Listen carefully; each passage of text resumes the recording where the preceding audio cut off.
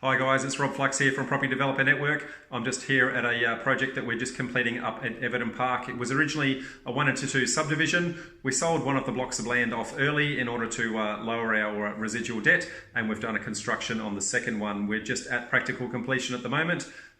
We've still got a couple of little fiddly things to finish, but we can show you a little bit around the place. What I'd like to show you here is a way to get a upmarket feel for a budget spend. So this is a mid-range project.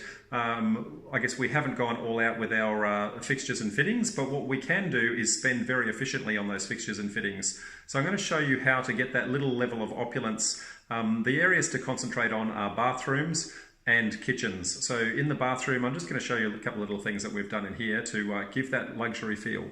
So I'm just going to spin the camera around.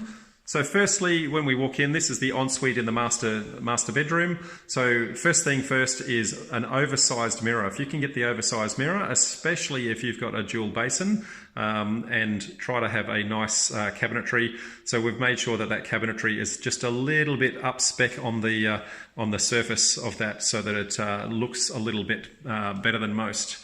The next thing that we go for is some gloss tiles from ceiling all the way through to the floor. Now, that gives that little bit of a shine and a shimmer.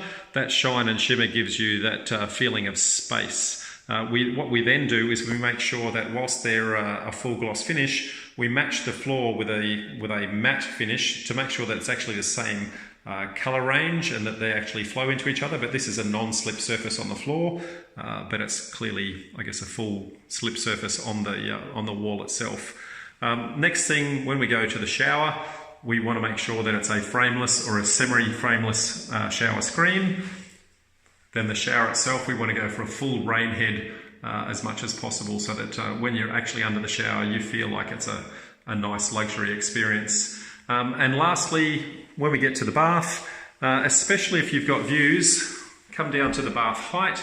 What you can see here is we've actually brought the window down to the bath level, so that when you're actually sitting in there with your glass of red or your glass of white, you're actually able to sit there and enjoy those mountain views out in the distance. And you can sit there with a candle, a book, and sit there all night. So basically that's the way to get a little bit of an upmarket feel with a budget spend in a mid-range type spec home. Give you some more tips and tricks next time. Till then, bye for now.